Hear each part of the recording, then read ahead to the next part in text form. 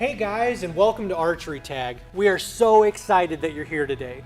Now before you get out on the field and start playing, I'd like to go over some rules and tips to keep you guys as safe as possible. The object of Archery Tag is to eliminate all the players on the opposing team using your foam-tipped arrow. Or you can knock out all of the centers of their 5-spot target. When a player gets tagged by the Archery Tag arrow, they must leave the field immediately. Now there are two ways to get that player back into the game. First, you can catch an arrow in the air, or secondly, you can knock out any of the 5 center targets of the 5-spot knockout. There are 3 ways that you can win an archery tag.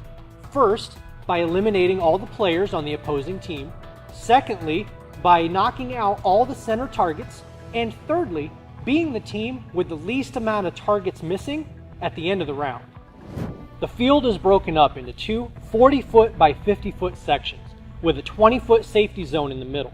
Each team member must stay on their respective side of the field. However, a player can enter into the safety zone, but only to retrieve arrows. The player in the safety zone cannot shoot from the safety zone or be hit while they're in the safety zone. At the beginning of each round, each player will receive an archery tag mask, bow, and arrows. Now once you've shot all of the arrows that you've been given, it's up to you to get more.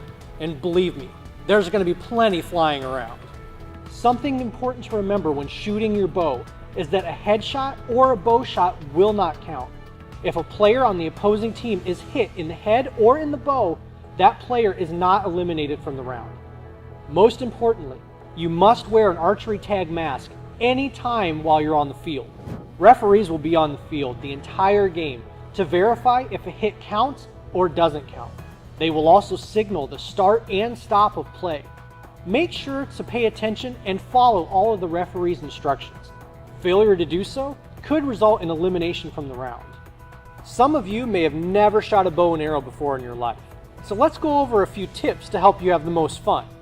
First, let's talk about how to hold the bow. You always want to pull back on the string with your dominant hand. Now I'm right-handed, so I'm going to hold the bow with my left hand and pull back on the string with my right. Now let's talk about how to load your arrow. Simply hold the bow level like this, bring the arrow across the top, and snap the nock onto the string. Now always make sure that the white fletching is pointing up.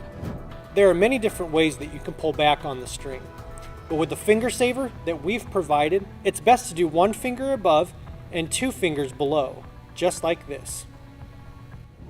Now that you're ready, pull back on the string with your strongest hand and tilt the bow just a little bit. That way the arrow is not going to fall off the shelf. And now you're ready to fire. It's just that easy. The best way to fire your bow is to pull back to the corner of your mouth. Now you're going to want to keep your elbow and your arm in line with your arrow, just like that. That way you're going to get the strongest pull possible. A lot of times we've seen people pull back on the string like this, pulling it back to their chest. Now when you do that, first of all, the arrow is not going to go as far as it would if you did it correctly. Secondly, when you pull back like this, you're putting your arm right in line where that string is going to hit. And when it hits, it will sting. So just make sure to pull back, and now you can fire and it'll go right where you want it to go. Something to remember when shooting from behind a bunker is never to rest your limb on the bunker itself. You're going to lose a lot of power out of that limb and your arrow is not going to go as far. So just take 1 step back and then you can fire without that limb smacking the bunker. Now another thing that we've seen people do is they try to hug the bunker and twist around like that. The problem with that is that when that string comes forward, it's going to be smacking your arm.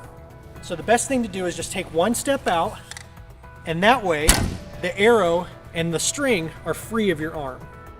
Finally, let's look at our archery tag arrow. Our arrow is designed with a nice big foam tip on the end. If you ever find an archery tag arrow without this foam tip, take it to the referee immediately. Never ever shoot an archery tag arrow without this foam tip.